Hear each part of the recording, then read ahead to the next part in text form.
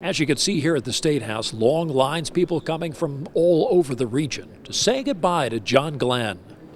They came from all corners of the state and beyond, some with their children, others took pictures. And it included people with strong ties to the Miami Valley, anxious to say goodbye.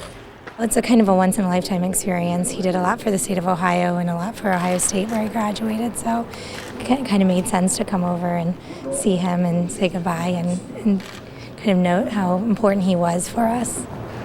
One by one, people filed by the casket as the Marine Guard stood watch. In the crowd, a lot of people who worked with Glenn in politics. Steve Mowers, a former state senator from Shelby County, he remembers Glenn's historic flight. Godspeed, John Glenn. I remember watching, as a kid, the flight, being excited about that. All kids were. The whole nation was. Elsewhere around the State House, displays of Glenn's legacy. And the surroundings in the rotunda itself were very simple. Dale Butland worked with Glenn as press secretary for 20 years. He says Glenn would have wanted it this way. Very humble, modest man. For all his accolades, for all his international fame and celebrity, he was pure Ohio. He had a lot of New Concord in him, and he never let it go to his head. The line here will continue through 8 o'clock tonight for these people, their chance to say a prayer for an American hero. Up next, the memorial service coming tomorrow afternoon at Ohio State University. Vice President Joe Biden and others will speak there. The burial coming later at Arlington National Cemetery near Washington. At the State House in Columbus, Jim Oddie, News Center 7. James, last week we spoke with a woman whose mother is buried here in the cemetery. When she came to visit, she was upset with some of the conditions that were here. Now tonight, I spoke with a volunteer who comes here with a group that tries to make the most of this situation here at the cemetery. It does get overwhelming. Fred Lynch is part of the Sons of Union Veterans of the Civil War. He says his group decided to do something after seeing a story on the old Green Castle Cemetery years ago. We had a discussion and decided to go down there in a group and start cleaning up those graves for Memorial Day. They go down 7 times a year to pick up trash, cut grass, and replace tombstones of veterans buried here. It's 5.5 acres that there's no money or equipment designated to take care of. We spoke with Florence Camp last week. Her mother's buried here and says despite volunteers, the upkeep just isn't cutting it. It's literally a dump. I can't think of a better word to use. There is no endowment, there is no board of trustees to take care of Old Green Castle. Lynch says he hopes the city or county steps up to do what dozens of volunteers have been trying to do year-round. They will, on a regular basis, maintain the veterans' graves, if not the entire cemetery. And he's not one to turn away a volunteer for the next time they try to spruce up the historic cemetery. Anybody with a lawnmower or a weed whip or a pair of hand cutters. The first time they'll be cleaning up the cemetery will be Saturday, March 18th. Lynch says he invites anyone to come down with equipment or just helping out themselves. And he says the cemetery is open year-round, so if you want to come down, you can spruce it up yourself to volunteer. Reporting live in Dayton, James Buckley, News Center 7. That veteran told me he was following his family in a car. They turned left at a yellow light and he followed them and a car hit him. The responding officer soon gave him all of this. We'd love to tell you that officer's name, but he doesn't want anyone to know. Like we're having bad luck all at once, all of a sudden. In police work, it's not always going to be helping someone out of a burning building. I don't need it. I didn't want it. Or jumping in front of a bullet for them. I really didn't. But I'm thankful for it. Sometimes help comes in a way of getting someone through a difficult time.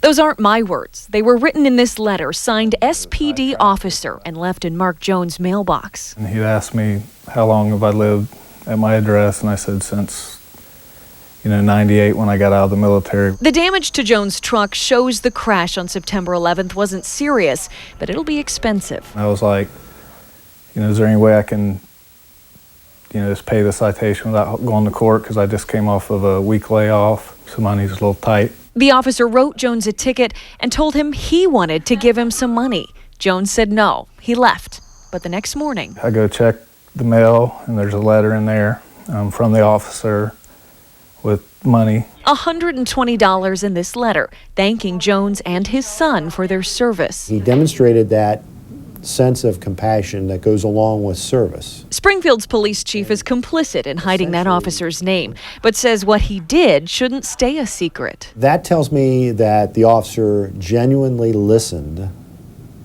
to this man's story. He was just not another call for service. Jones says he never intended his call for help to be so literal, but had this crash never happened, neither would this blessing. They care about people, that's their job. He says to those who serve the greatest nation on earth from one of Springfield's finest. Yeah, he's a humble man. Just like soldiers, they're heroes. You know, they care.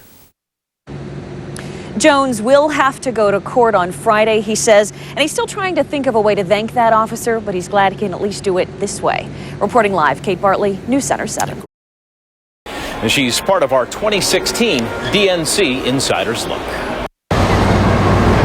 No famous Donald Trump golf courses here at this convention, but everywhere you look, you will find these. And being here is undescribable. And Haley Brown is smack dab in the middle of it. I'm doing golf carts. Haley knew back in December this is exactly where she wanted to be come summer. So I'm driving golf carts, or delegates and congresspeople in golf carts to the front door because it's a long walk and it's really hot out.